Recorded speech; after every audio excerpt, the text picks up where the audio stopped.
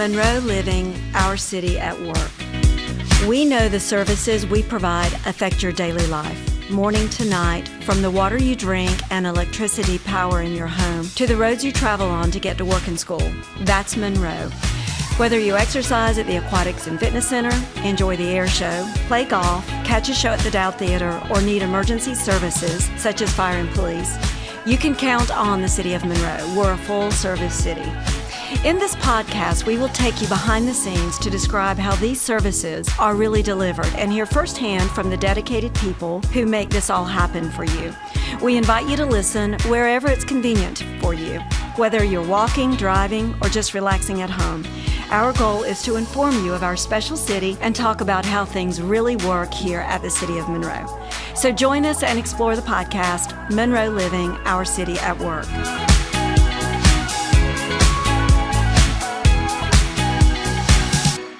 Welcome to the podcast, Monroe Living, Our City at Work. I'm Lisa Hollowell, Assistant City Manager for the City of Monroe, and I'm here with Pete Havanek, the Director of Parks, Recreation, and the Tourism Department. So welcome, Pete. Well, thank you for having me. I'm excited about this. This is fun. This is our new podcast series for the city, going behind the scenes of how things work. So we're glad to have you. So to start out with, can you give us an overview of Parks, Rec, and Tourism? What do you do exactly, and what do you oversee for the city? How much time do you have? So we've got all the time in the world, Pete. Parks, Recreation, and Tourism, we are the powerhouse of fun for the City of Monroe. We've got a lot of really good things going. So on the parks side, we have lots of good parks and recreation facilities throughout the city, softball fields, baseball fields. So that department manages those, manages all the athletic leagues from your baseball, softball, basketball, flag football, track and field, all of those things.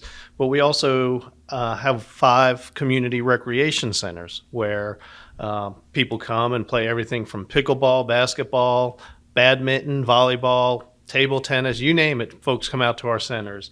And they're really a hidden gem because a lot of cities our size don't have facilities like that or that many of them.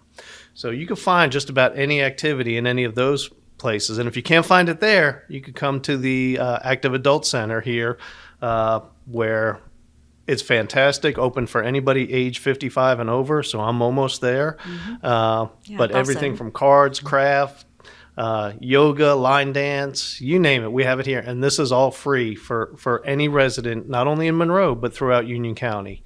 So that's the fun side of Parks and Rec. And then we have, obviously, pickleball courts and tennis courts and disc golf course.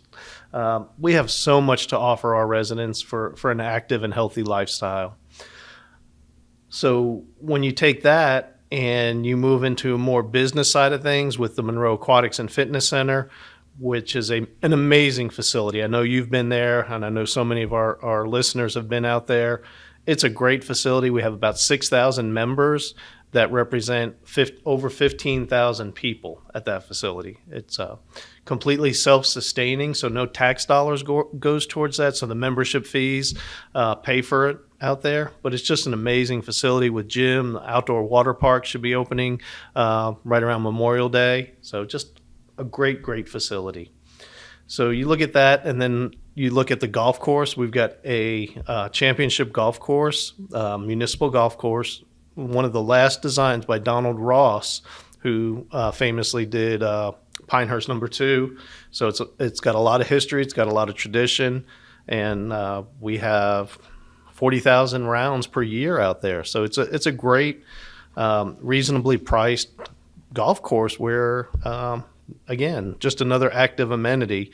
For a city our size to have all the things that we have and offer to folks on the Parks and Rec side it's really amazing. You know, we've got pocket parks, we've got passive parks, we've got all kinds of stuff out there for folks. Well, Pete, what are some of the most popular programs or events that you run that's within your purview? Oh, we didn't even get to the events yet. So the programs, our athletic leagues, our basketball, our soccer leagues, we're pushing 300 kids in each of those leagues. We have over 100 in track and field. We have 9 or 10 baseball teams and softball teams running right now. And then just, everything that you can imagine we do on the athletic side. And then you talk about events. So, we do all the music on Main. Fourth Friday of each month, we do free concerts downtown. A lot of fun. Some city folks will be out there dancing and carrying on. Absolutely, I'm planning to be there. So they're a lot of fun. And we do those again through September. We do car cruising downtown the second Friday of each month downtown. From Franklin all the way to Talleyrand and Monroe. Up and down, there's 100 classic cars, and people just cruise around, and it's like a family reunion. Well, where do they come from? All of these owners of they come from all over, from counties away.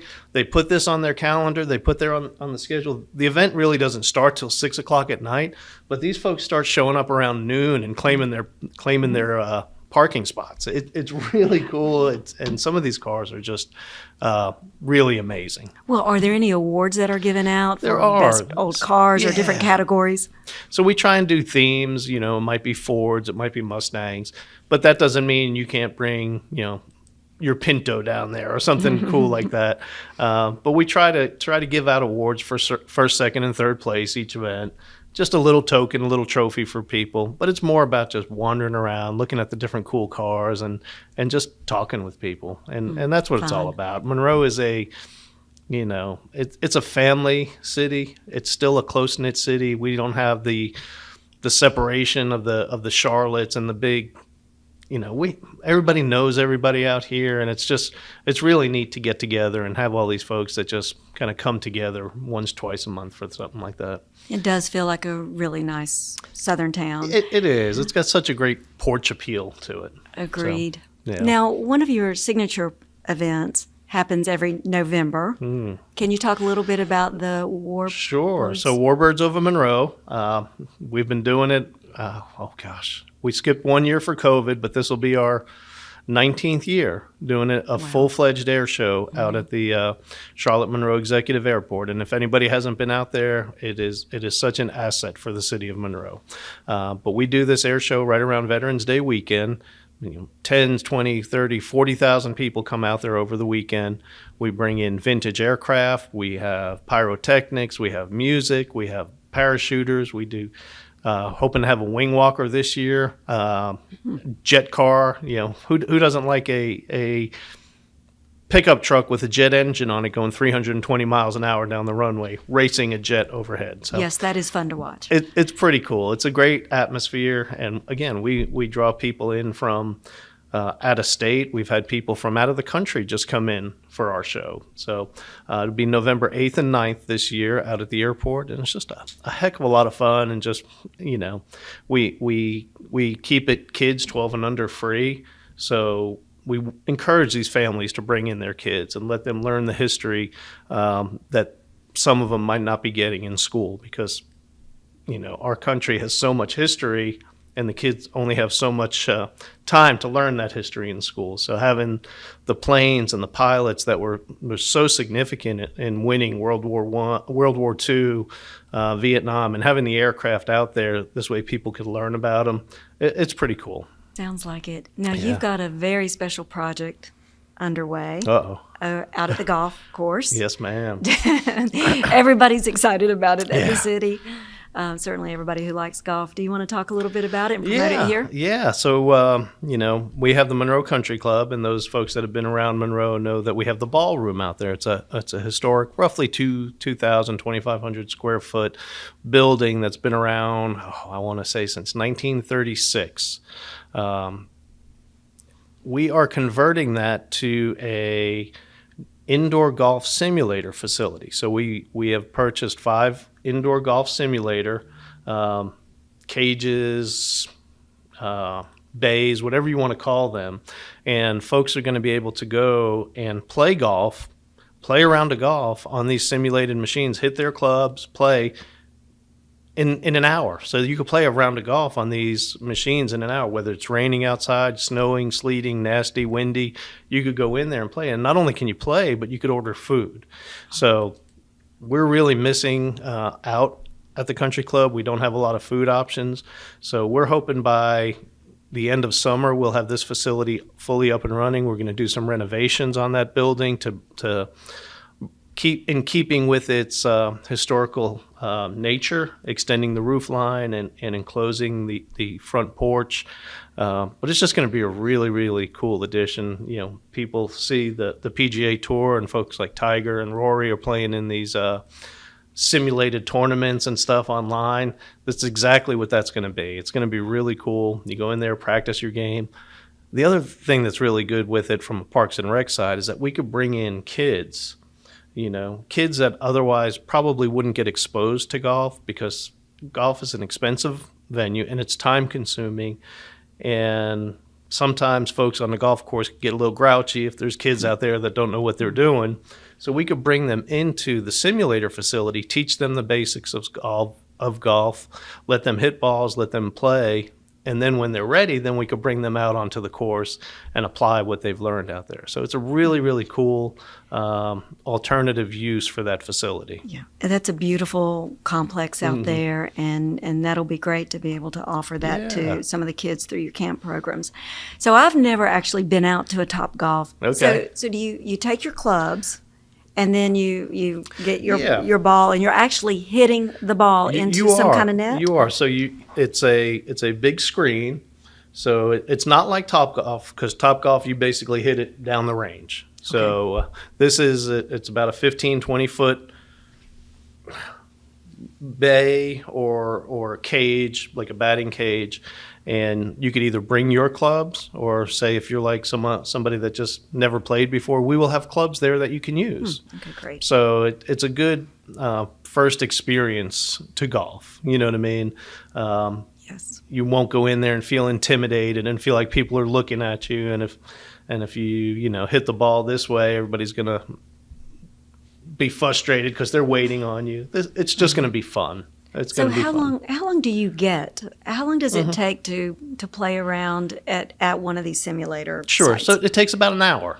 So you and I could go at lunchtime, play a round of golf, have some nachos and some burgers, and be back at work in an hour. Otherwise, a typical round of golf outside takes a little over 4 hours. So it's a great option, and it's a great use for that facility. That facility is fantastic, but it needs some love. It's been, I don't want to say neglected, but it hasn't been given the care it's needed in so many years. And this is a great way to give it a facelift and to keep its historical structure and nature intact. And it's really cool because you could play all these other courses. You could play Pebble Beach and Augusta and TPC and stuff like that. And we're even looking at getting the Monroe Country Club golf course digitized, so you could actually play that on the video screen as well. Okay. So that would be really neat. So a lot of exciting times. The golf course, and I hate to say it, if one good thing came out of COVID, it's really reintroduced a lot of people to golf, because that was one of the only activities that folks could do during COVID, basically without any issues. So we've been successful. The golf course has been making money and doing well for the city, and this could just be another feather in our cap out there. We've got a lot of development coming down 601 South, some senior communities and households like that. So we're banking to not only have our existing clientele, but pick up a lot of new people out there too. So it's just exciting time. Yes. Well, can we jump back to downtown? Sure. Talk a little bit about the Science Center. And you've got a lot of programs going on there, and do you care to talk about those for us? Yeah, so the Science Center honoring Dr. Christine Mann-Darden it's a great thing for the city of Monroe to have. You could keep your Discovery Place and your stuff like that, and fighting the uptown Charlotte traffic to get to. Come here to Monroe. We've got a fantastic facility with great staff that'll take their time with you. If you have special needs kids, if you have young kids, old kids, it's just really cool. It's a great hands-on facility where you could do some virtual reality stuff, where you could see some space stuff, some animal stuff. It's just a lot of fun. Something for everyone. It really is, and it's we do a lot of groups out there. We try to get all the school kids out there, as many as we can, and we draw them in from Anson County, Stanley County, Cabarrus County, Richmond County. Folks are coming from all over because there's not a lot of options like that. You've got the Charlotte in Huntersville, kind of Discovery Place. But ours is a lot, I don't want to say a lot cheaper, but it's a lot less expensive. And it's so easy to get in and out of our facility. Yes, and lots of parking around there. Yeah. You've got some new picnic tables out there as well. We do. We got a great shelter. We enhanced our partnership with the Monroe Rotary Club. So they've partnered with that in building a brand new picnic shelter out there with picnic tables. It's just, we've got room to grow out there, and we're looking to, we've got a plane out there. If you haven't been by there, we've got a plane out there. Where else can you go see a Korean War, one of the first jet fighter planes on display and get so close to it? So it's pretty cool. A lot of neat stuff. Now, you have an interesting virtual ride of sorts out there. I know I've tried it once, and would you talk about that? Yeah, so we have a set of, they call them 9-dimensional chairs. So basically, you put on the headset, you sit up in the chair, and it takes you on an adventure, probably about a 5-minute ride of sorts, where it's either roller coaster or it's flying through the air, or just really neat stuff. And it's a total immersion thing where you're seeing it. They're blowing wind in your face. They're something's hitting your foot. It just makes you feel like you're in the video. And it's really like cool. The soaring ride at Disney. It's exactly what it's like. I would say even more so, because it's your own personal. And it just feels so real. The advisory is, okay, don't let people do more than 1 or 2 of these a day, because it starts to mess with their head a little bit. Yes, it can make you dizzy. When we first got them, of course, I had to try them all out. So I'm doing 10 or 15 of them in a day, and I would get home, 6-8 hours later, lying in bed and feel like the whole room's moving. So they really mess with you. But the kids love them. Nice. The adults love them. We got a virtual driving machine as well that kind of tilts and moves and makes, when you hit something, it makes you crash. And it's just a lot of really cool stuff, a lot of hands-on stuff. And that's our goal, is to have kids play with stuff, but also let them learn a little bit as well. So you probably get a lot of school groups in. We do. School groups. We get homeschool groups. We get birthday parties. We have a birthday party room out there. Oh, really? So, if you want to have your kid's birthday party out there, it's really great value for your kids. And it's just, again, Monroe has come so far in the 17 years since I've been here with the city. And even before that, I was a local newspaper writer and editor out here. So I've seen the city of Monroe grow so much. And even in our downtown, the downtown is booming at night. There's people, there's foot traffic, there's stuff going on. 10, 15 years ago, 5 o'clock, city of Monroe shut down. Lights went out. Wow. The sign said, go home, closed. Now it's all night. It's crazy. It's all night, and it's lit up. And yeah, it's lit up. We got the theater that, we haven't even touched on the theater yet, the Dowd Theater. It's a hidden gem here in Monroe. I mean, we're bringing in, our fall lineup. We got Marshall Tucker Band coming in. We've got Lost Lonely Boys coming in. I mean, just so many different groups for the rest of this year. We've got some great kids activities. So try to do a little bit of everything to bring folks in. It's a 560-seat theater that was originally built in around 1940, and the city council put money in to renovate it. And it's just an amazingly gorgeous facility with great sound. And, we're bringing 400 or 500 people to downtown Monroe to come see a show. Those people need to eat, drink, and wander around Monroe and spend their money in Monroe, because they spend their money here. Absolutely. We make money, Yes. So it's good. It's an economic development project. Absolutely. For sure. It's a great catalyst for growth and development. And you've started also showing movies, various themed movies throughout the year. I know that I've been enjoying those. So can you talk about those? Yeah, so we do movies on Thursdays and Saturdays, Thursday nights and late Saturday afternoon. And, kind of try and build the Thursday movies as more of a date night, you know what I mean? We've really found our niche, because a lot of our movies are, late 80s, early 90s. Where You probably get those in their 40s and above going out to those. Yeah.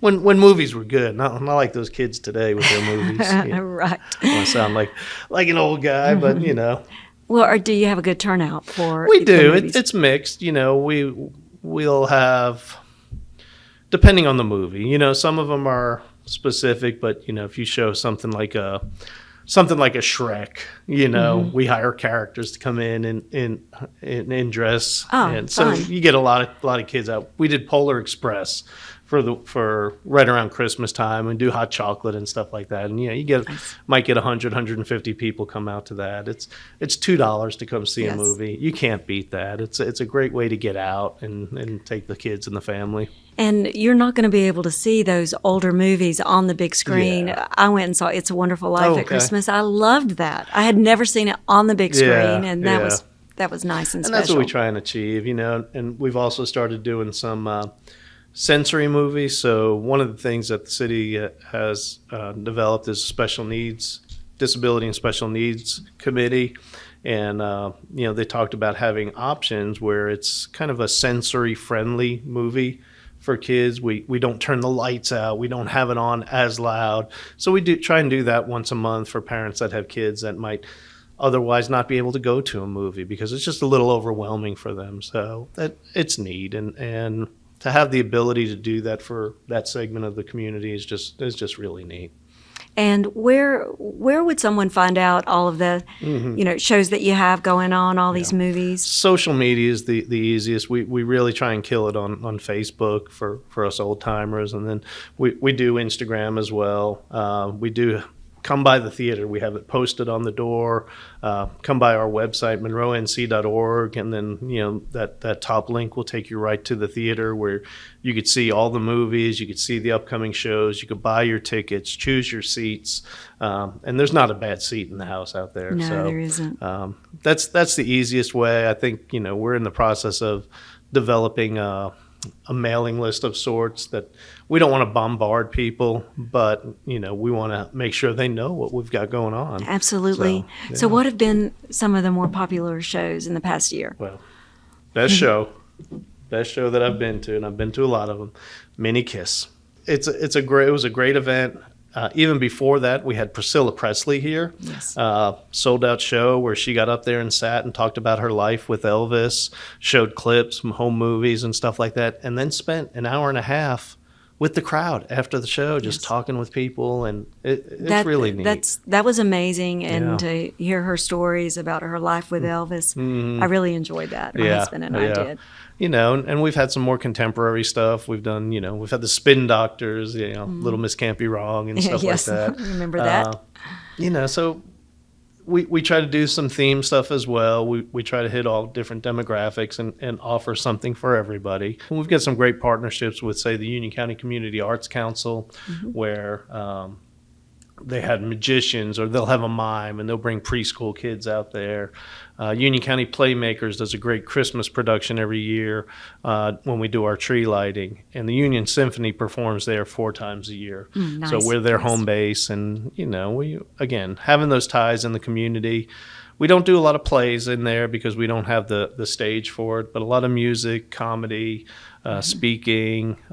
It's just a great facility. And before the city kind of jumped in and did the rehabilitation, it sat vacant for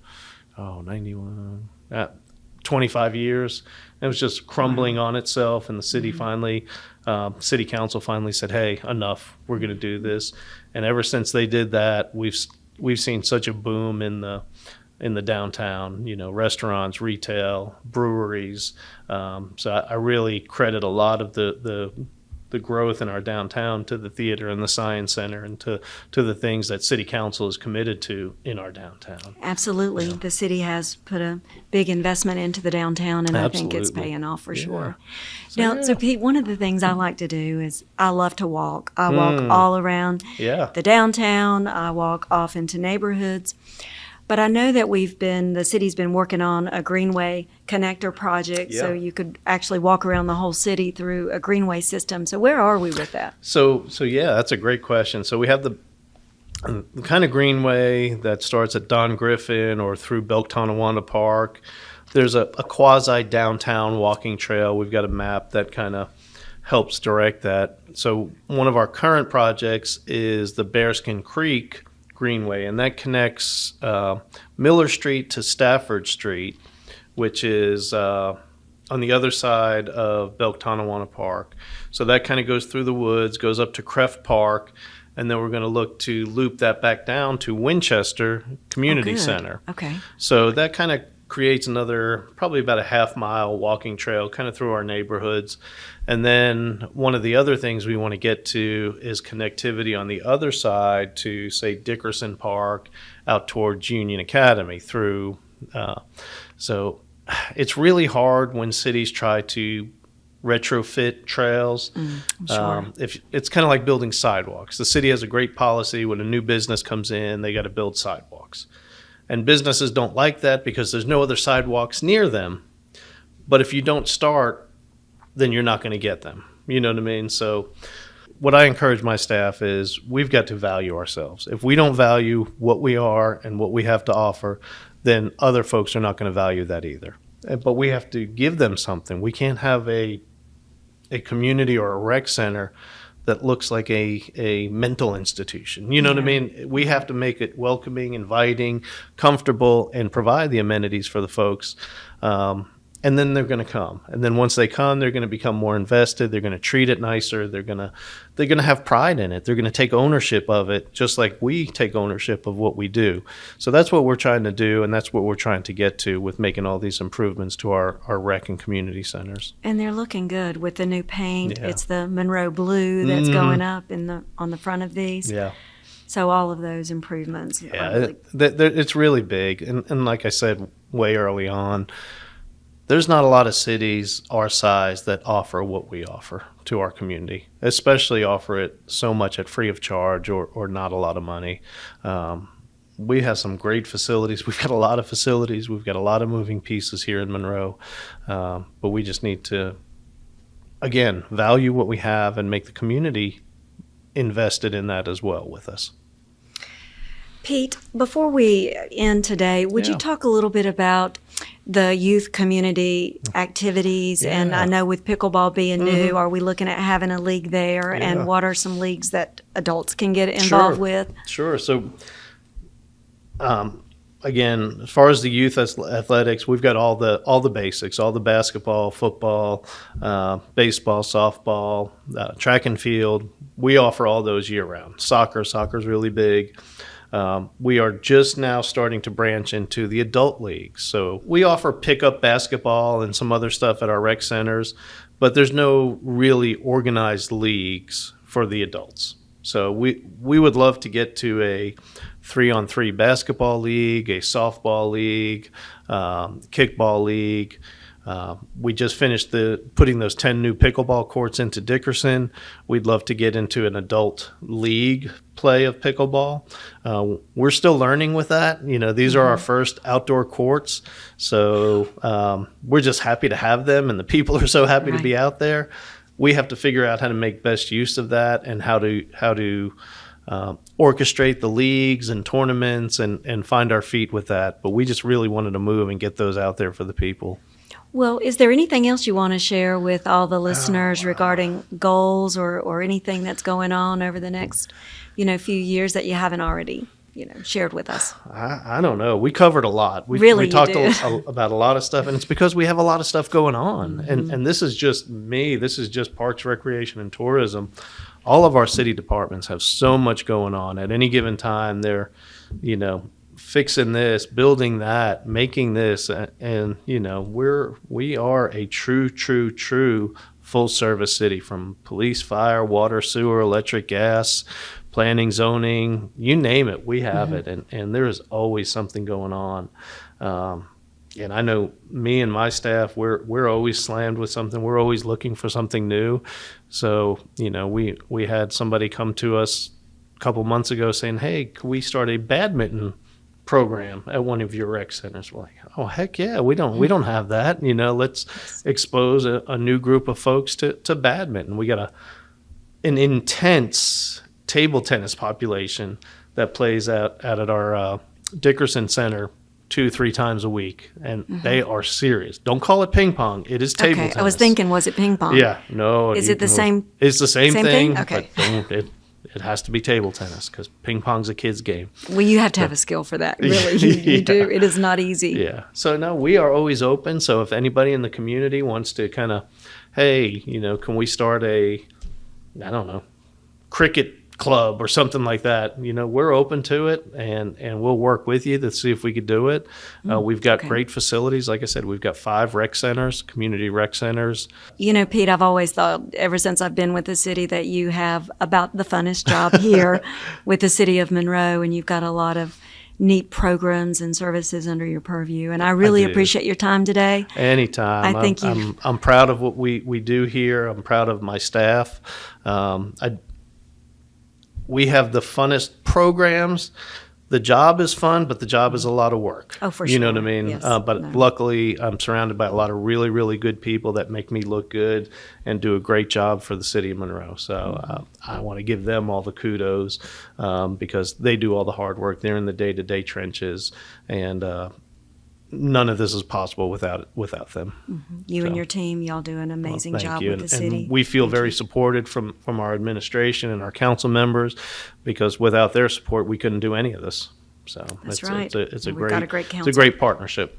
Absolutely. So I appreciate you having me on. Thank you so much. And I appreciate you tuning in to our podcast today, Monroe Living, Our City at Work. And stay tuned for the next episode.